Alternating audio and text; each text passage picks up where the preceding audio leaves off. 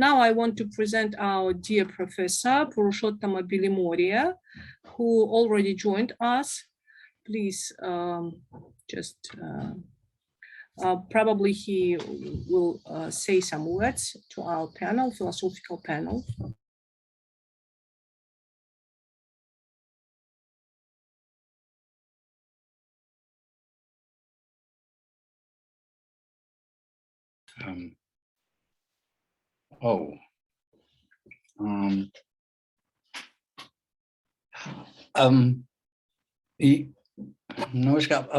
Professor Rosanna, your slides are up here, so.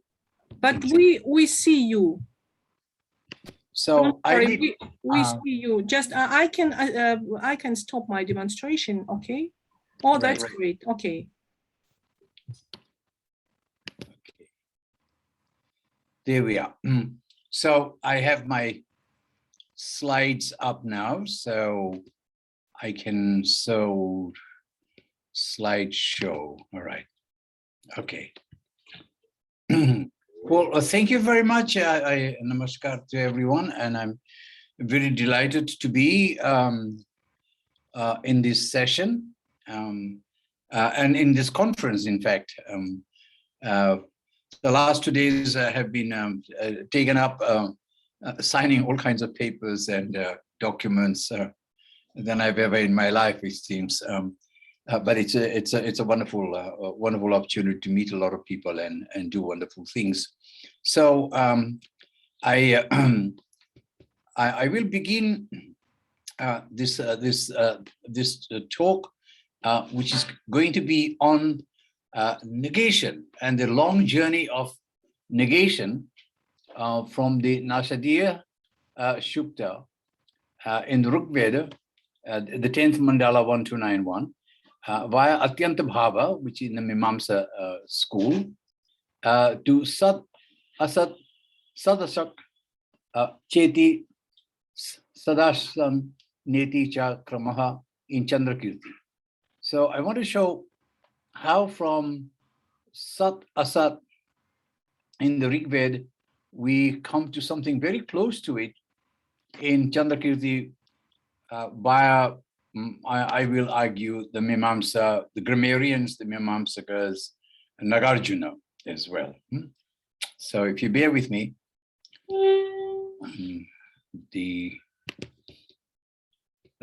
so we have this, the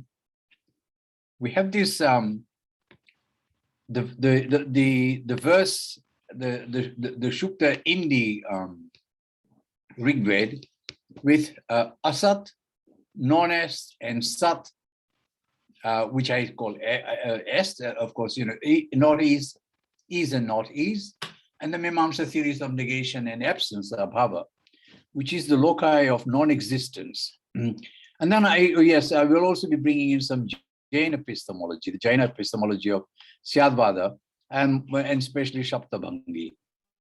I'll ignore the Anekantavada for now.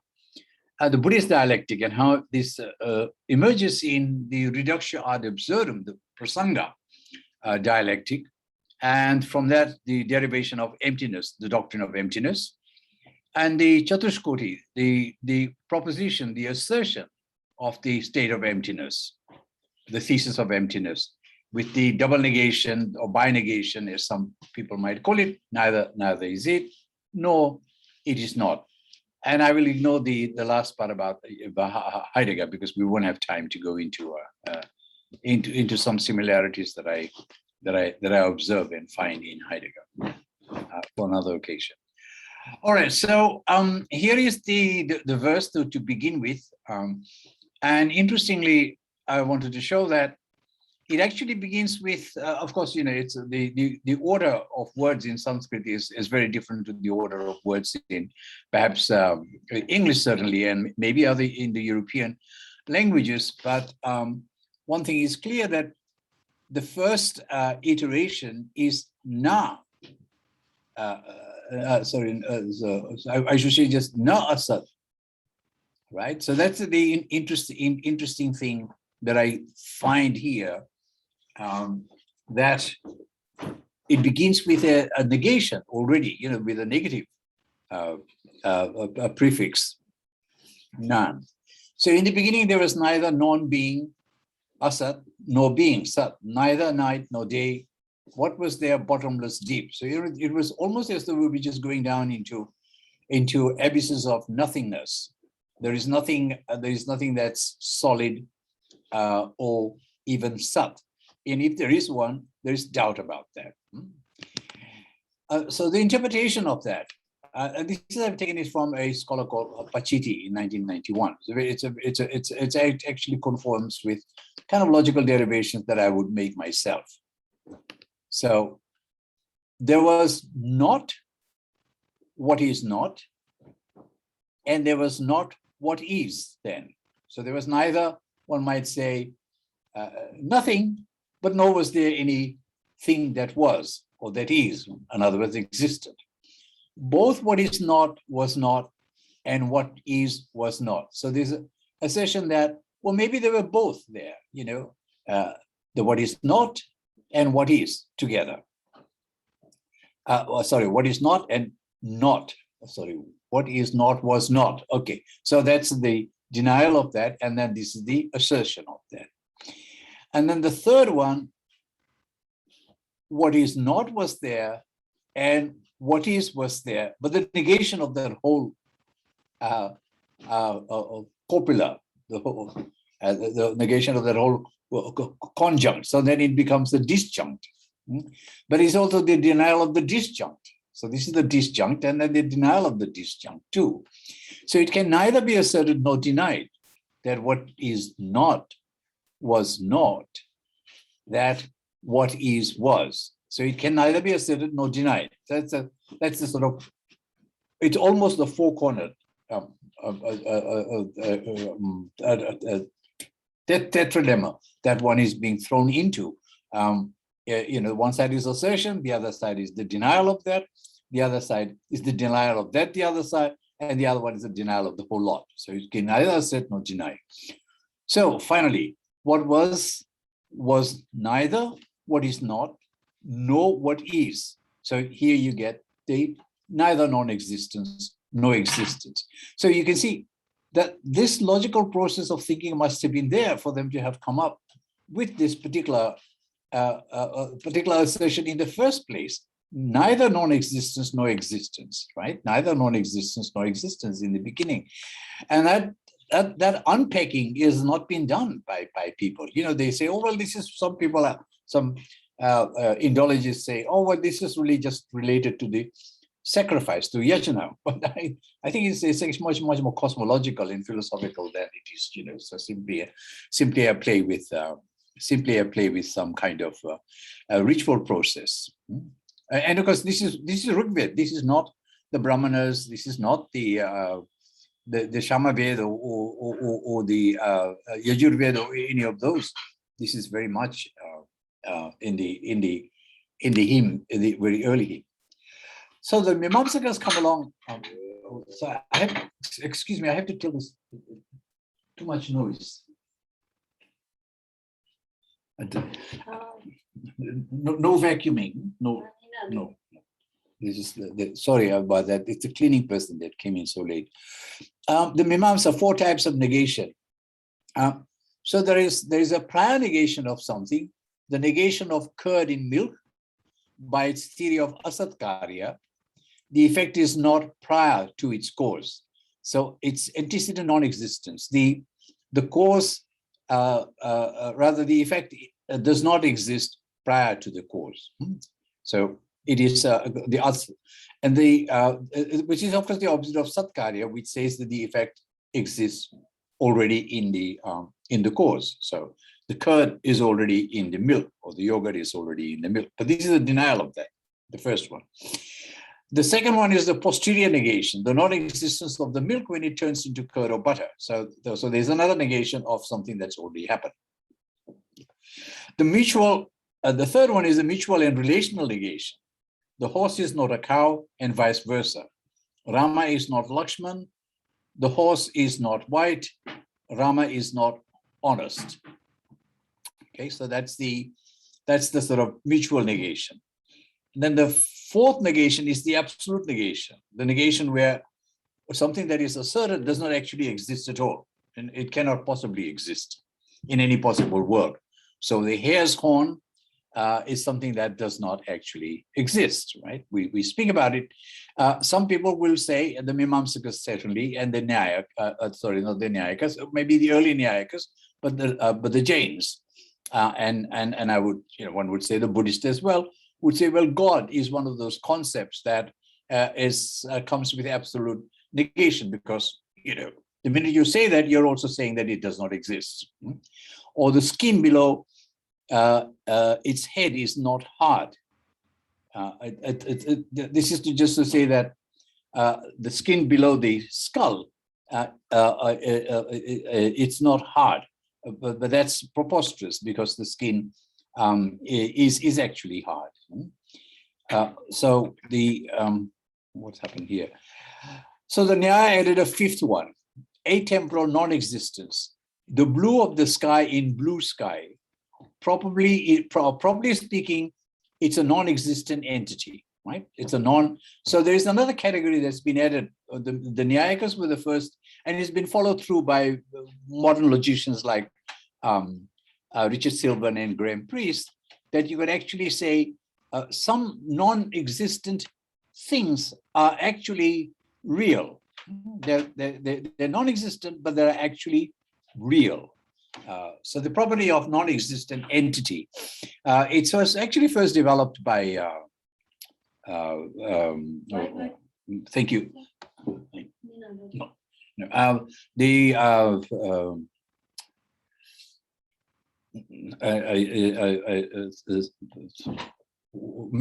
Meinong, the European philosopher Meinong was the first one who came up with the idea of property non-existent, and it's been developed in modern logic in very extensively. So I wanted to concentrate on absolute absence, the idea of the antyantābhāva, the stark absence. There is the ultimate non-existence of that or any object, right? So you can say Nāsadīya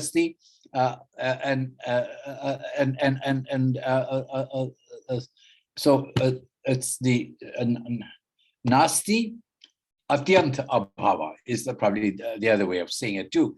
It's the swabhava, the essential self-nature of every object. In other words, for anything that is, its non-existence is also part of its swabhava. So, if the Mīmāṃsākas actually believe in this, and they do, then the Buddhists are actually wrong to say that the Brahminical philosophy is all about swabhava, essential, that everything has self-nature.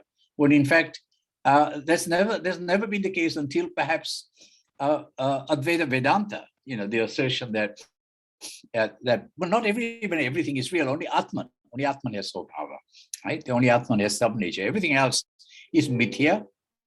And before Ṛgveda Vedanta came on the scene, or Vedanta, some parts of the Upanishad, nothing was ever seen to have such strong swabhava. Even the padarthas of Nyaya are more contingent, substantive entities, but not with self-nature as such. That's a different argument we won't go into here, because I'm really more interested in Mīmāṃsā than the other schools. So we can't have one without the other. Everything is up for its self-negation. So self-erasure, as postmodern scholars would say. The minute you write something, it erases itself. That's sort of the Derridean idea of writing erases itself. So it includes that of which no greater or lesser concept can be had. So anything that's the greater than the greatest in the sort of the ensoleum sense already comes erased. Anything that's lesser than the last of the lesser to the lesser to the lesser, that is also erased. The lesser can never be transcendent anyway, but there is one place in Nyaya where, following the Upanishads, say Brahman is the greater than the greatest and the smaller than the smallest. So that's the only reason I bring in the lesser concept. So now in the sacrifice, in the yajna, the question of prohibition and exclusion came in. What to exclude and what to include in the yajna. And this is from that wonderful, great work that Stahl had done helping the Nambudri Brahmins recreate the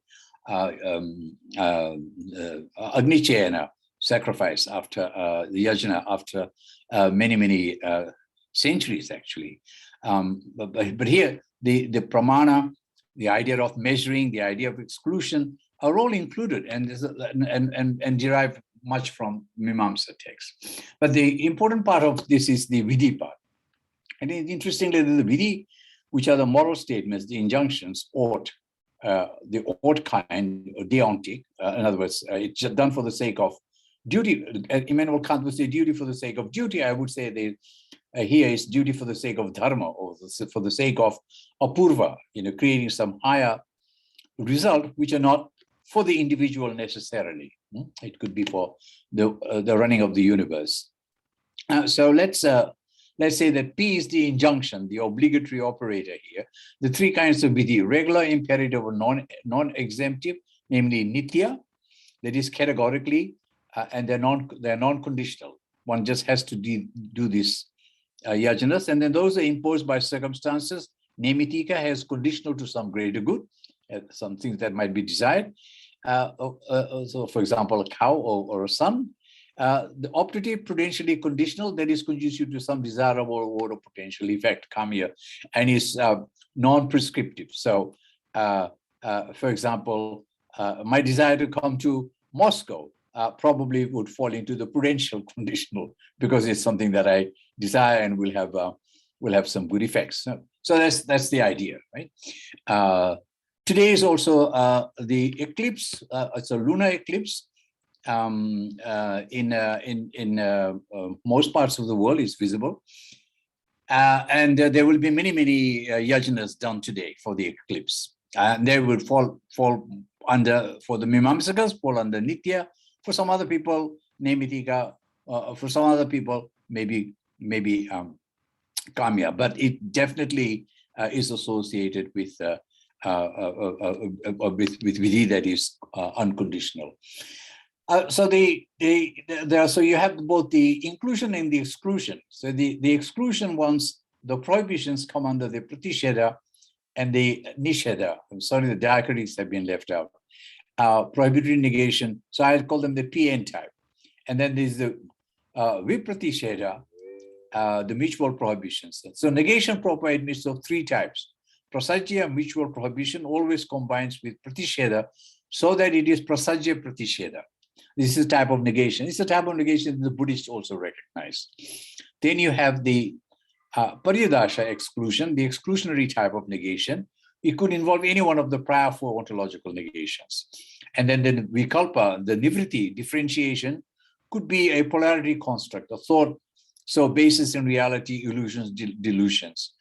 This is just to say that, once you have got a very clear idea of which things to exclude, the differentiation might be things on the periphery that need to be sort of, left out as well.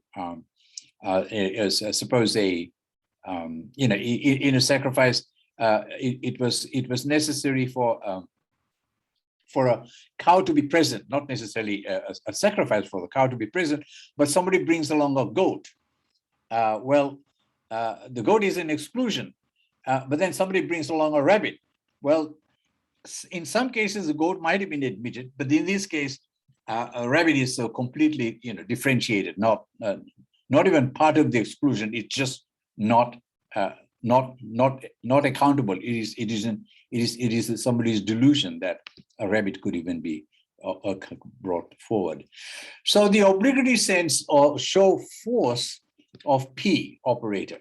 So it must have the force that for the pariyadasa, the exclusionary type, it must have the force of he shall not eat. You can see how I've italicized the shall not, right? So the different places where the negation can hit an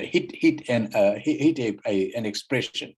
So in this one here, it's he shall not eat. In other words, existing is no. The other one, the other negation is a negation where one could say, well, he shall not look. But the part where it hits is he shall not look. See, it's different from he shall not to he shall, it's he, it's the subject is being denied. He shall not, then the other one, look at, right? Look at. So it impacts on the verb. And the grammarians were the ones who developed these noun formulas. And I put it following Fritzl into classical logic. And you can see that the P is the operator, is the expression, is the negation of the fx, and the P operator, the f and the negation of x, and then f x negation of y. It's sort of going on further into x and y, right? So that's the he shall not look, he shall not look at the mistress, right? And then the weak prasajya, the strong pariyadasa, is with doing the work in intent. And this one, as you can see, has a negation sign right through in each part of the X. Now, some will say that you cannot have, this is not well formed, having a negation of an entity X rather than of a term. But we've found that in non-classical logic, even in Aristotelian form, it is an acceptable way to characterize something. In the larger paper, I actually give an argument for that. So Panini and Patanjali, the grammarians from the linguistic, they define certain acceptance and unacceptable relations. So if you have fx, gx have assigned values x, the contradiction is recognized to be of the form not alpha, the denial of alpha and not alpha. Right? So this is recognized as a contradiction, and therefore this has to be denied. The denial of a contradiction. Not that they think that this is the logical thing to do, but it's the way we might express some things, right? So in a case of testimony, somebody says, the deer went this way and the deer did not go this way. Well, you cannot have both. It doesn't make grammatical sense, doesn't make linguistic sense. Therefore, you have to deny that. So grammarians live to the form using compound particle. None, not so. But the Mīmāṃsā want to go a little further, and they want to be able to say, as I showed, is the same thing is an example that's taken a little further. But the last one is the interesting one. It entails the negation of the predicate as in Aristotelian logic, governed by the principle of non-contradiction. So it negates the predicate, and if the predicate is negated, then all the elements of contradiction are also negated in that. So that's the important part that I wanted to bring in here. The idea that they're going beyond non-contradiction. So the third move is the non-contradiction, and the fourth and fifth moves are actually beyond contradiction. So this is just another way of stating the same thing. That suppose there is an event. The event is the doorway is locked. The vidhi, the injunction might say the door ought to be locked. This is a positive injunction. Then other ones might say, no, the door need not be locked. So not F, the door need not be locked. In the inclusion exclusion, I'm saying to you that not this door need to be locked, right? Not this, but maybe another door. Why? But that's not stated. But not this. Don't lock this door, right? The other one will say shall not be locked. The door shall not be locked, right? The door shall not be locked. So the anomaly of the wild card is that the entire thing is negated. I did not tell you, baby. I did not tell you to lock the door. Or we can say, you told me not to lock the door. So many ways in which we can express this negation. You told me not to lock the door. I told you not to lock the door, right? That those are. I did not say not to lock. I did not say lock the door. So negation is used, as you can see, in various different ways. There would be some different notations for each one of them, but I didn't want to go into that. So positive and negative conjunct is the understanding of the whole thing. So you could take the mutual exclusion, the negation of the conjunct, and the finally the antyantābhāva. So the three kinds of negation can also be expressed formally as we have here. But the last one is interesting thing, and you get, if there is something that's F, something that is GX. So in this case, let us say God, it does not exist. So this is the mark of the absolute non-existence. The absolute non-existence, which is given in classical logic. Therefore, there is no God except for the constant. So Kumarila Bhatta is a very real. He's a realist about negation. He says negation is cognized as an entity such as a cow. It's the same sort of thing as a cow. A negation. I mean, somebody would say it's bizarre until Menon came along and said, I can give you non-existent entities. So it is the object of exclusion. Exclusion conception is an object of cognition. It is not merely fortuitous that it is an incorrect imposition or an erroneous notion. Therefore, the fact that negation defined in the terms of the universal and concrete particular is not false. So it's very interesting that Kumarila himself is using very negative language to sort of counterfactually to exclude the objection to the inclusion of negation in our conceptualizations, in our cognition as well. So it's our object of cognition. It can be cognized, and in fact, he's saying that we actually cognize it all the time. We cognize any object. So I'm looking at the computer. Any minute, if there's a power surge or something can blow up, and it will become a non-existent thing, right? And we don't know how long this is going to last. Maybe another 3 years, and then it will be. So everything has its, this mug that I have, I brought all the way with me, thinking that its existence will last right through to Moscow, but you never know. It can disintegrate, given gravity differences and so forth. So negation is a universal property, is real. This is a very strong statement that's been made very early, if you like. So everything is marked in its self-nature with its own self-negation or self-erasure. So you see, it's actually both asti and nasti are the arthasya. Yeah? So it's a property of the object, both, not just existence, but non-existence as well. So including that of which no greater. I've already seen this slide. Yeah. Okay. So the negation paradigm in Jaina. So the Jaina come along and they, we don't know where they got this from. Perhaps they had it all along. Who knows? I mean, the Shramanic traditions had wonderful things going on in their times. So a thing is existent from a certain point of view.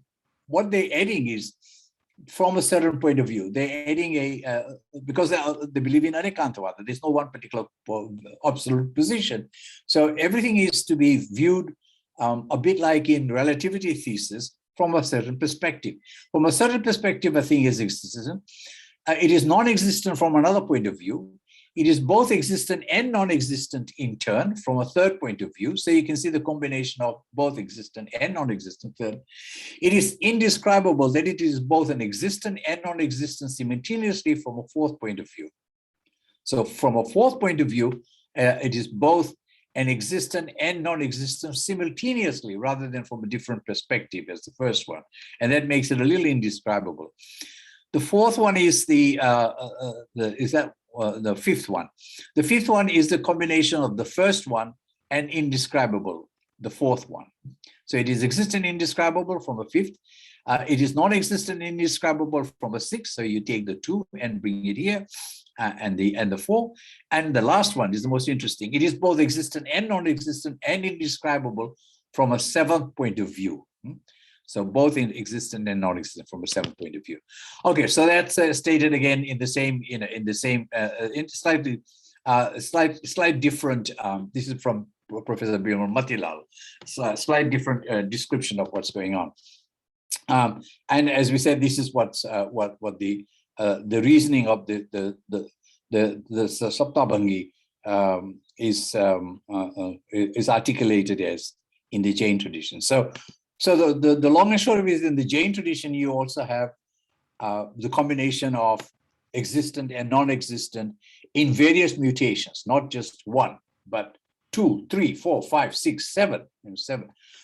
And I think what Nagarjuna does when he comes along is he takes all different forms of negation that he finds, and especially the Jain one, I think, but not unaware of the Ṛgvedic Sukta, and he sets them all out in 4 straight propositions. It's almost like what Aristotle's doing with syllogism. So if something is P, something is not, it is not P. Something both is and is not, P and not P. Something is neither is, no is not. So neither P and not P, no, this would translate as not because of the negation here. No, the negation of both P and not P. So as brilliantly, he takes all of it and he captures them into 4. So all the prasaja, paryudasa, pratisheda, everything is to be found within that. The Jain Saptabhangi is included in this as well, because the last one, which says neither is, nor is it not, is, and it kind of follows from that. The 5th, in the commentaries they'll say, and none of the above. so indescribable that, and none of the above. So this is just more notations here. The interesting thing about this is that unlike in Aristotle, where not P rejects P in the same way that P rejects not P. So there's a distinction is not made between the rejection of not P rejecting P. So P is contradicted by not P, but is not P contradicted by P? That is something that Nagarjuna does not believe to be the case. Depending on where you put the negation mark, it can override contradiction. So this is why he's able to say P and not B, it can be not B, can be not P, and not P and B, when they're combined, we actually end up with neither P and B, which is the same as neither P nor not B. So no, not B. All right. So the okay. So the last few slides. So 1 is the affirmative, 2 is pure negative, 3 is affirmative and negative. As you can see, paridasa, pratisheda, they're all coming into here, affirmation of P and not P. And the 4th one is not affirmative, negative, negation of 3 and vice versa. And so we also recognize that not P rejects in differently, as we just said. But is the last quoting conjunctive denial or disjunctive negation or some other mode of negation? That's a dispute that's still going on among scholars of Madhyamika. I'm not going to concern myself with that, but I think it just suffice to say, for me, for our purposes, that it is a combination of conjunctive denial and disjunctive negation. That is why it's called tetralemma. That's why it's binegational. So this is really repeating the same slide. So the interesting part is that you get all of that restated in this verse in Candrakīrti. I mean, it's so quite remarkable that all of the terms are brought in here, and we'll just do the translation bit here. So what he's suggesting is that a response to the thesis of Atman. So he's saying basically Atman, Sat, and Anatman, Asat. Both Atman in the absence of Atman. Both Atman in the absence of Atman. There is Anatman, Sat and Asat. And neither Atman nor Anatman. Neither Atman nor Anatman. Nasan, Nasad. Nasad. So neither Atman nor non-Atman. So Anatman, neither Atman. You end up with exactly where we were with the with each other's Koti. And another way, I've used the causality example here, but we don't need to worry about that. No, but this is important because I think in the last one, this is how emptiness is derived. So if you combine Atman, so Atman and not Atman, and neither Atman nor neither Atman nor Anatman, neither Atman nor Anatman. And so when this combines, you get a null. This is how emptiness is derived in Buddhism. So the conclusion, if you take a logical approach, is how we come to the idea of nothingness. And this is what Candrakīrti is asserting. And look at the comparison. Look at the comparison again with the Ṛgveda. In the beginning was neither non-existent, nor existent as such. Now, it's almost like a simulation, a mirror image of what's going on. And we're talking, we're talking over 1.5 millennia after apart. This is how far apart these were. So this is a very strange curtain. Okay, so the last show. For neither an existent nor a non-existent thing is a condition possible. If a thing is non-existent, of what would its condition be the condition? If a thing is already existent, what would be a condition do? What would a condition do? So these are the kind of questions that are asked by the Buddhists. So under what conditions something could both be existent and non-existent, and could be non-existent and could be existent, right? This is another way of sort of just asking for truth conditions. Also, now there is just one final interpretation of the of the verses that we've just looked at. Some people have argued that this is actually a way that Nagarjuna uses to establish interdependent origination, the shunyata, emptiness. So pratatsamudya pada shunyatam pracha samehe sa prajapti upadhyaya pratipada saviva madhyama. So applied to conventional domain, rejection of the principle of non-contradiction may be involved for the purposes of designation. But this rejection is also rejected from a higher order insight, because the middle way transcends discursive language, because it is discursive language. Perhaps we might just say the last line a little better without this thing coming up. So the middle way transcends discursive dichotomization. So basically, I think what they're saying here is that from the conventional point of view, there is the rejection of the principle of non-contradiction. Contrary to Aristotle, that you cannot violate this principle, but the Buddhists are quite ready to do that. But this rejection is also rejected from a higher order insight. So that's interesting that even the rejection of the principle of non-contradiction is turned back again.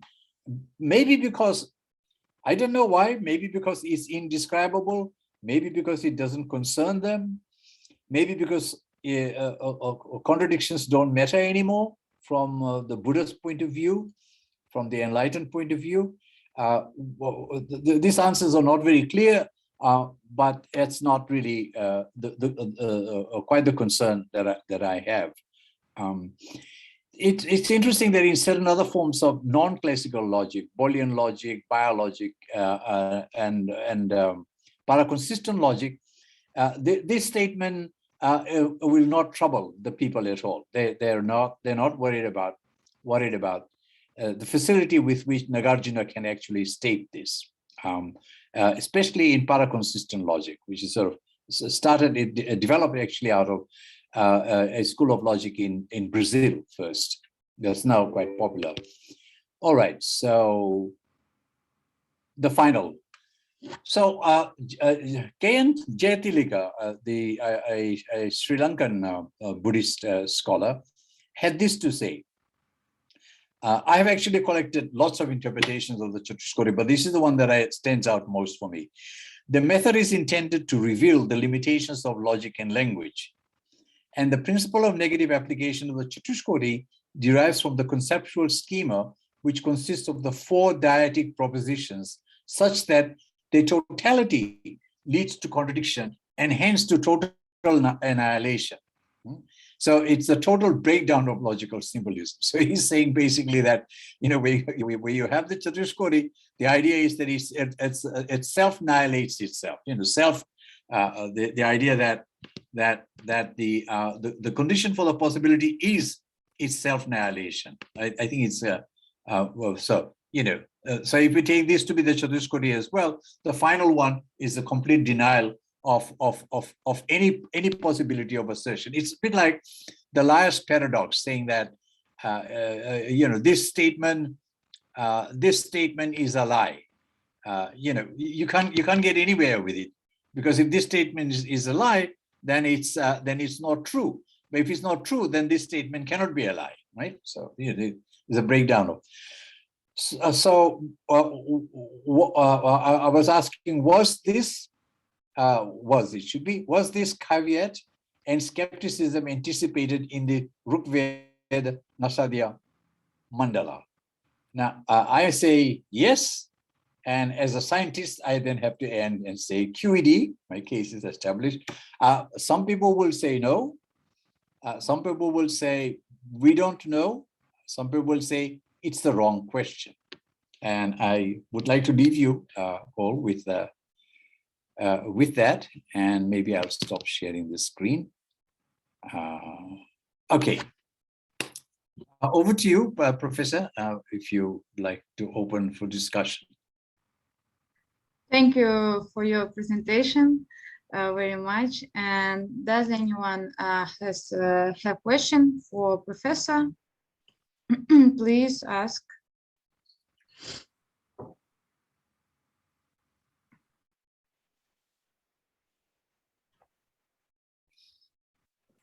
Yes, I have a question, if nobody else. All right, please go ahead. Okay. Yeah, I have, because you gave me quite a lot of clarity. There's a little bit of background noise going on somewhere. Yeah, so, not here. Evgenia, maybe. Евгения, мне кажется, выключите, пожалуйста, звук.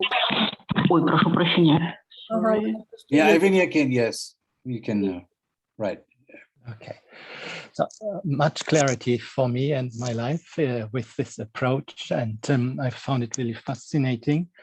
I'm asking myself also several questions, but here I like to have it seen, or what you developed. Is it to be also understood in a history of discovering all these ontological problems? Because what the Chatushkoti and the Saptabhangis, these are in fact solutions. They are developed in a polemical discussion, yeah, and also, and of course the response is also again to discover that there is in fact And this is what is my question: the inescapability in the Indian tradition of ontological problems. So if you see in the European tradition, to make it very simple, we have three paradigms. Let me say, we start with Plato, Aristotle, with an ontological paradigm. We have a mental paradigm with Descartes, and we have a linguistic paradigm with Wittgenstein. And so we can maybe say then, okay, we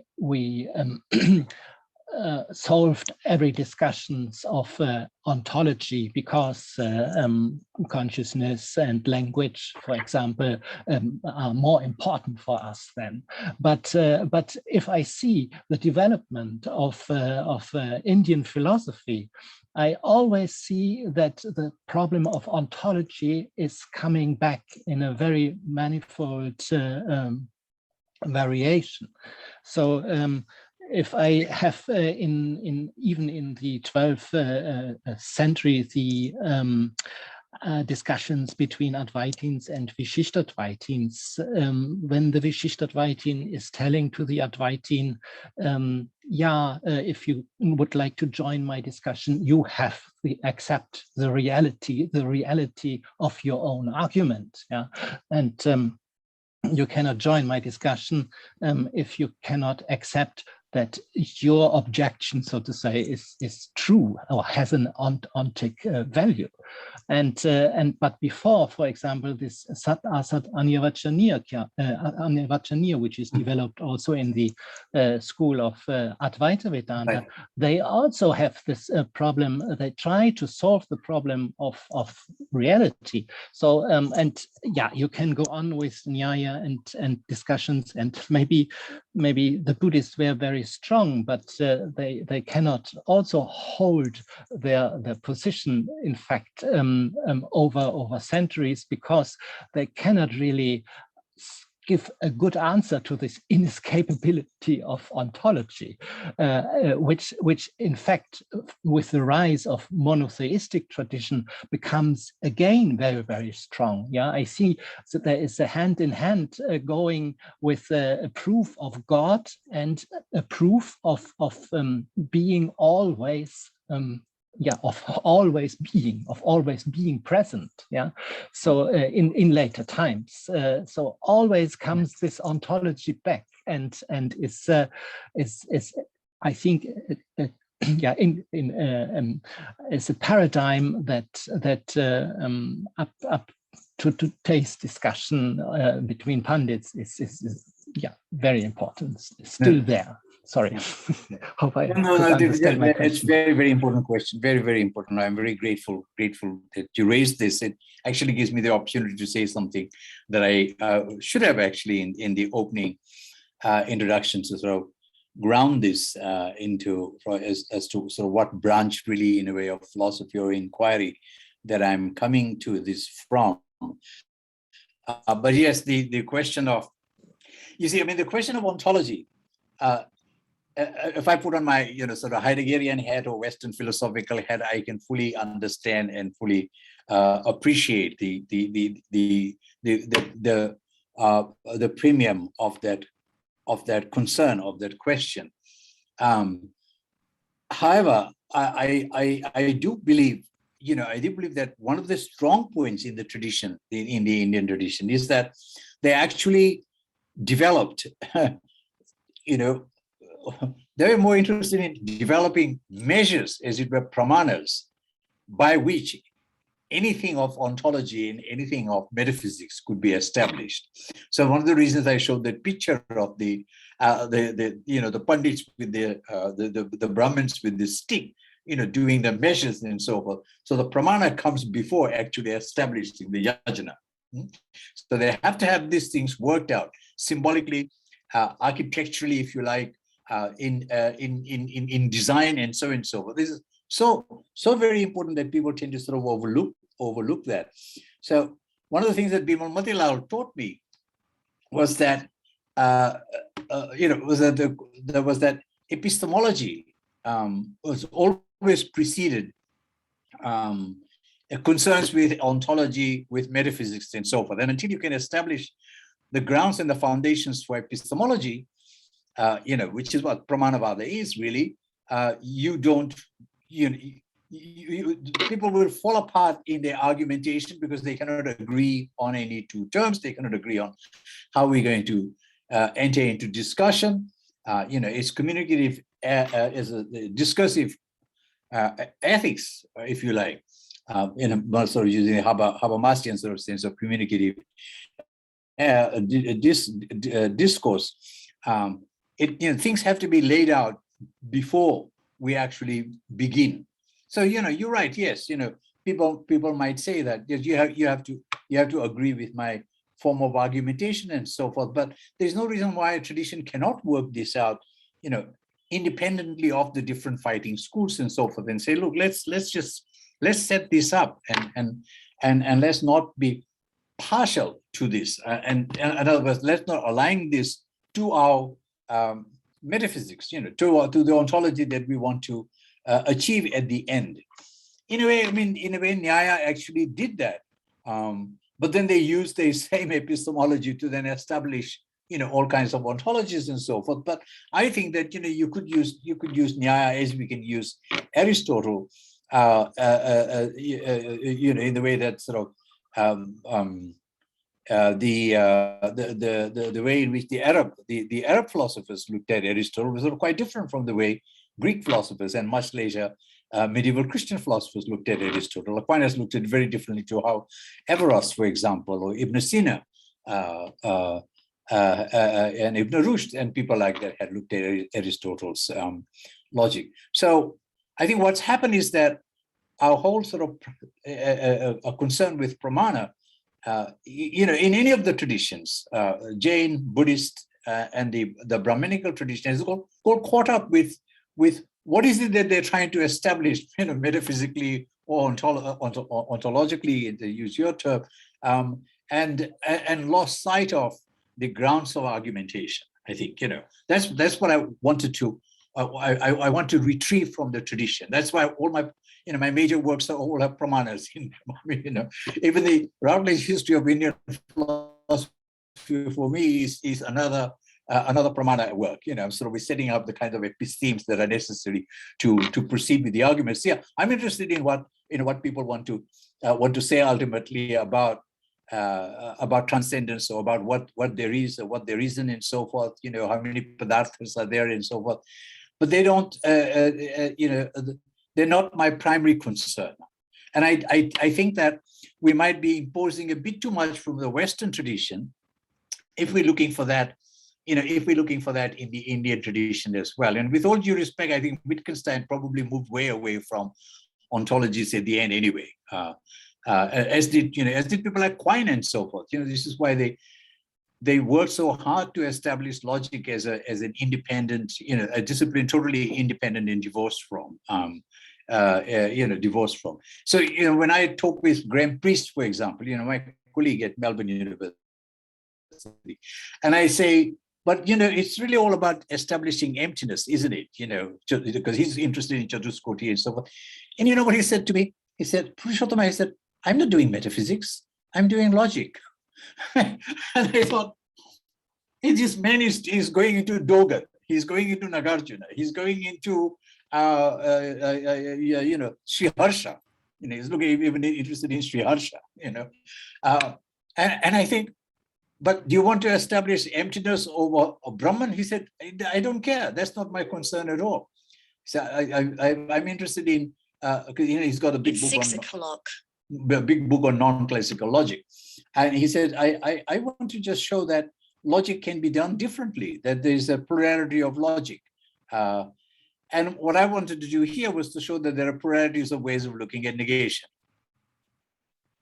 I hope that I know you've come from quite a different perspective on this. And I mean, okay, just one last question to you. Tell me how Saptabhangi could be read ontologically. How could it? Well, I want to know the Jain. The Jain. Saptabhangi. Yeah, I know. Fine. what are the ontological ramifications of that? I mean, is it? Can you get any statement about the description of a real thing out of that? Because your question was about the prioricity of ontology. Yeah. And I'm thinking, at least with Buddhists, despite themselves, there is an assertion. The assertion is emptiness is real. What can we get from the Jains in regard to that? Yeah, I think that also for them, the point is that also the abhava must be must be real, and then the question is how the Jaina can establish the difference between the in fact what is real. Okay. I think this is the point Vedanta Deshika is directing against the Jainas, and he's in fact working with the developed Mīmāṃsā ontology, the bhavantara.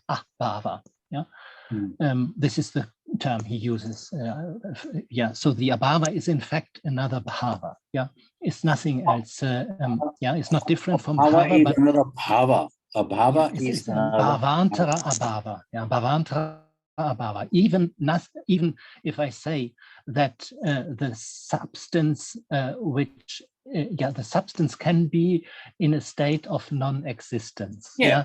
It is marked in non-existence, and therefore I was saying this conformity between ontology and monotheism. Yeah, there again. Ontology is revived and proved again in discussions to establish that God is always there, and he is the being that underlies non-being and being. Yeah, and therefore there has to also to explain change. Yeah, right. And how from something can and this is also a very important thing. Ontology is connected with explanations of changing, and because I have to explain why something comes from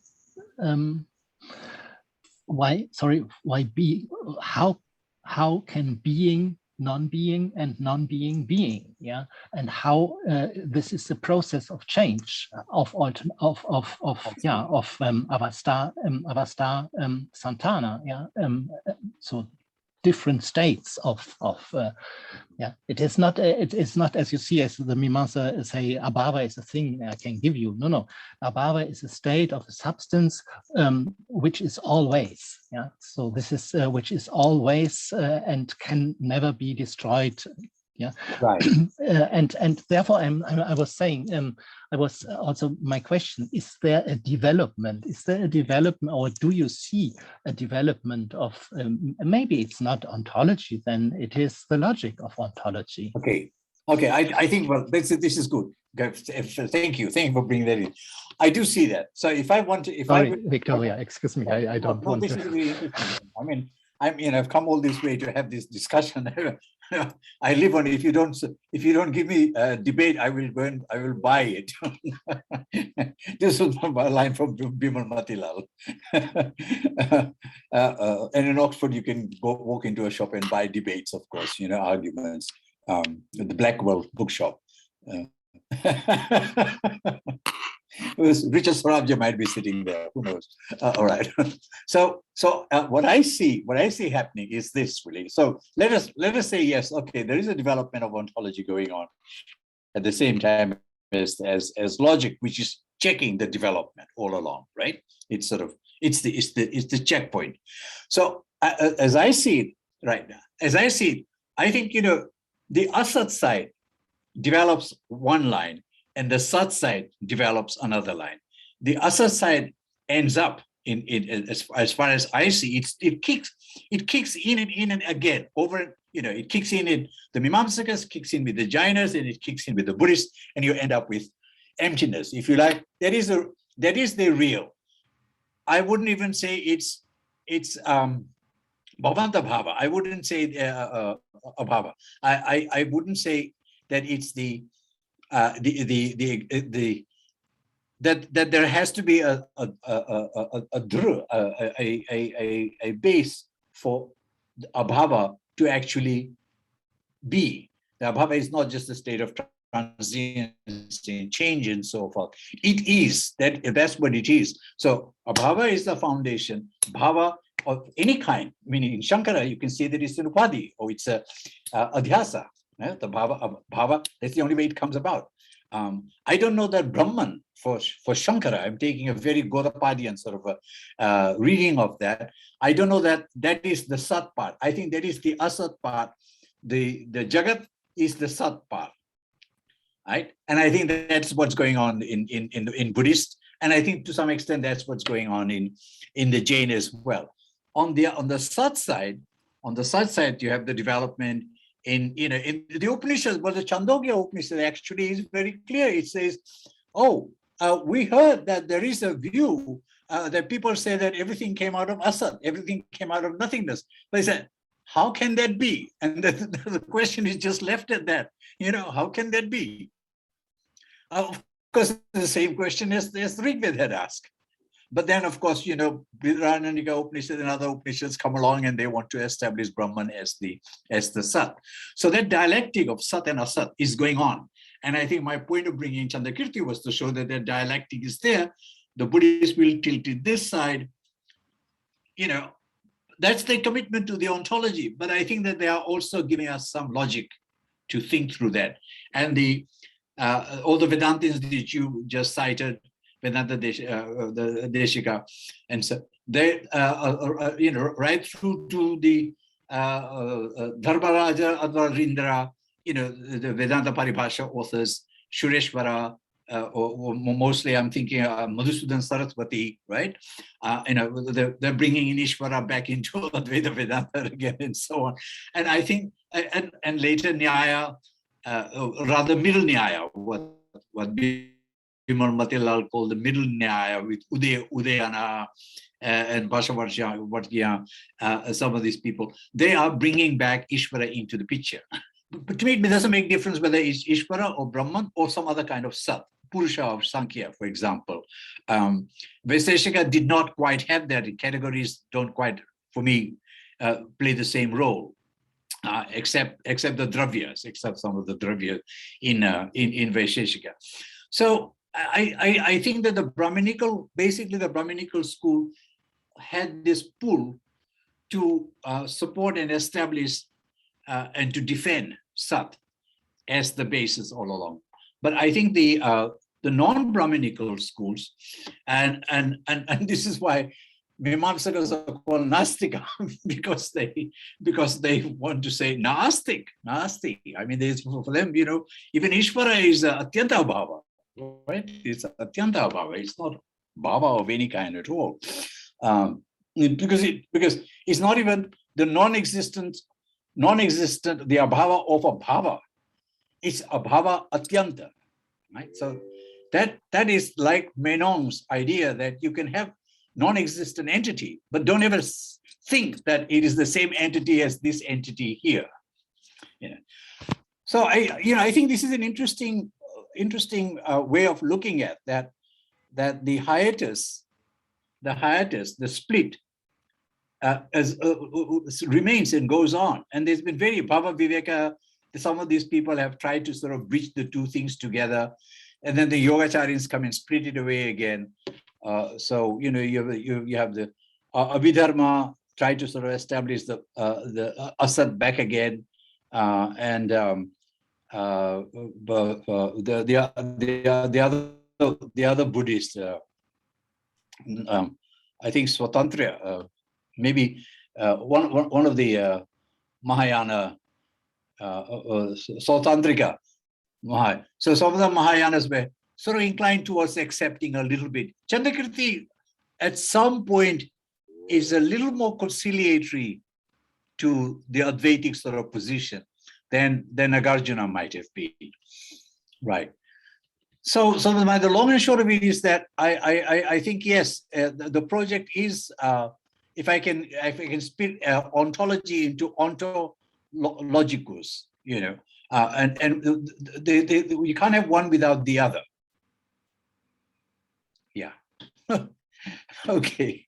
Thank you. This is stimulating my my brain. We can continue to discuss. So. Can I speak? Do you hear me? Yes, yeah, I can hear you. Nice to see you. Good Nice evening. Nice to see both of you. I am very happy to see all of you. I have many associations. So thank you so much for your thought-provoking report. But my first association was that we could well start from neti. And we could follow with the negative and a positive theology. Right. Yeah, because it is always connected. Shankara, when he analyzed the triad of Sachit Ananta, Ananta, Pananda, it was Ananta. He tries to interpret these positive attributes in a negative way, like an absence of the opposite. Right. And then there were a lot of very subtle, sophisticated reasonings about the positivity of negative. So about treating the absence like a presence of the place where an absent object was located. Yes. And then I also, I also have a question for you, because for me, you are a kind of phenomenon, which I want to understand. So your presentation was for me a kind of intercultural philosophy. I mean that if we take Indian terms, I mean that there must be some commeasurability between pramana and prameya, its object. So it is very necessary thing, because a concrete pramana cannot be applied to everything. It can be applied only on commeasurable object. So I have a cognitive dissonance, because you were using the language of analytical philosophy, very strict, hard analytical philosophy, logic. When I see formulas, it's beyond me. So I cannot understand formulas. I can understand only words. So for me, it's not comparable with Indian philosophy, which was not so formalized, as we know, to be expressed in logical formulas. So how do you feel yourself? Are you Indian philosopher, or you are analytical philosopher? All right, these are very good questions. Well, let me begin with where you began, with the neti and the use of these are kind of the double negation and so on. I'm a little hesitant. I don't totally see even the use of neti in quite the same way that I see that I see Chatuskoti working, or Saptabhangi working for that matter.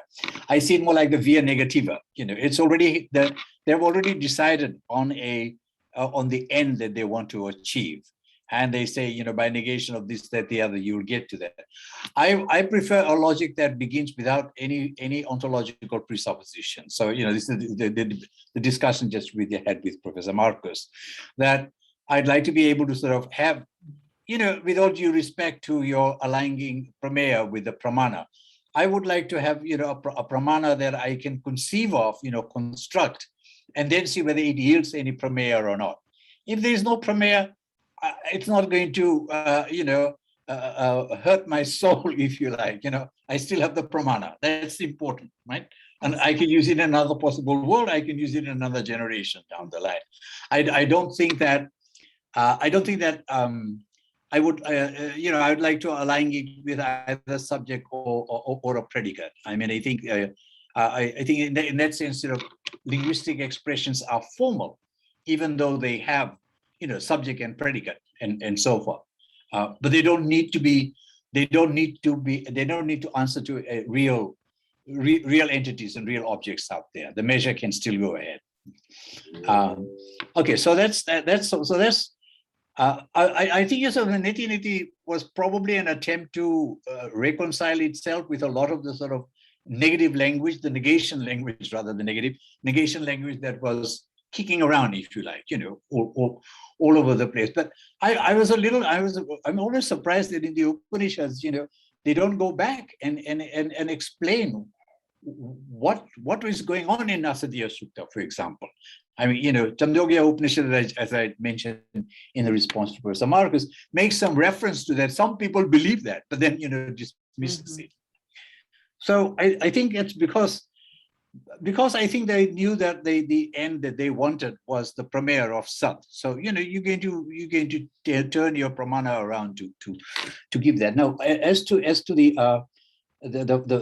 last sort of question about there not being formal, formal logic, you know, I'm not actually bringing a whole lot of Western logic and imposing that logic onto it. I'm just using some of the symbolism of logic to recast some of the propositions that are going along.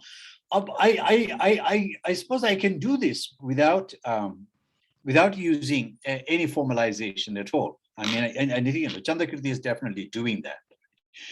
But it can lend itself to some very basic. This is very basic. I mean, the amount of logic that Bimal Matilal taught me, you know, in the Navya Nyaya, it would be mind-boggling. I mean, his entire book, Navya Nyaya, is done in formal logic, and I get lost in that myself. You know, the negation of the negation of the negation of the negation. The not none or not and not n. He uses n rather than others not p. And so yes, there is. And everybody acknowledges that there wasn't formal, but then there's also the comment that Professor Mohanty made that the distinction between formal and material was not actually there, in such a way that you could actually have Nyaya come up with a syllogism that they come up with, and it is the most you can express that in formal as well as in material. But I agree with you that it's not formal in the abstract sense. It's formal in the Hegelian sense of, you know, you're going to have some material basis for it to show through. What is the term I'm trying to think of the German here, or Heidegger's word, to unearth, right? To unearth something, to show, to reveal certain other certain aspects of the ontology in question. So I think that's the way I'm using it. So I'm not, you know, I'm using some analytical language, but what I know my colleagues who do analytic logic, this is just you know, an icing, really. So, you know, Graham Priest, who I mentioned, you know, when he starts doing Chatuskoti using Boolean logic and so forth, it's way beyond just P and not P and P and not P that I use. So no, I'm not straying away from Indian philosophy. I'm not doing Western philosophy, and I'm not necessarily doing this for Western philosophers either. I mean, yes, I presented this in to Western philosophers too. But I think that we all live in different periods. So K.C. Bhattacharya was very keen in his time to explain everything in Immanuel and Kantian terms, right? Everything had to be sort of written in Kantian terms. Well, we're kind of post-Heideggerian period and post-Quine and so on, and that's what's going on in our heads, and it would be helpful. The generation of Indian philosophers after me are far more analytical, and they think that what I'm doing is old-fashioned. Yes. They now control Journal of Indian Philosophy. They will not publish some of the things I published in Sophia. Mm-hmm. Yeah, either because they either become very philological, or they become very analytical. These are the kind of two divisions. So I'm trying to steer clear and keeping alive to some extent the sort of the last works of Bimal Matilal and the great insights that people like Daya Krishna, in that it is some other project that he had initiated, and the kind of work that Professor Mohanty had also done, and Willem Haltwas too, for that matter, as well, and your own Professor Ulin sitting right next to you, and yourself too. So yeah, so that's the short of it. I'm no phenomenon at all. I'm just simple Indian thinker. Thank you. So you are Indian thinker in the final analysis. Yes. Great. Yes, Indian thinker, but not doing the old style comparative philosophy. Yeah. But doing This is exactly what I understand by intercultural philosopher. Yes, critical intercultural, if you like. Yeah. I'm sorry, and I have to interrupt the discussion. Unfortunately, thank you. We have a limited time, and but we can continue it on Saturday, okay? And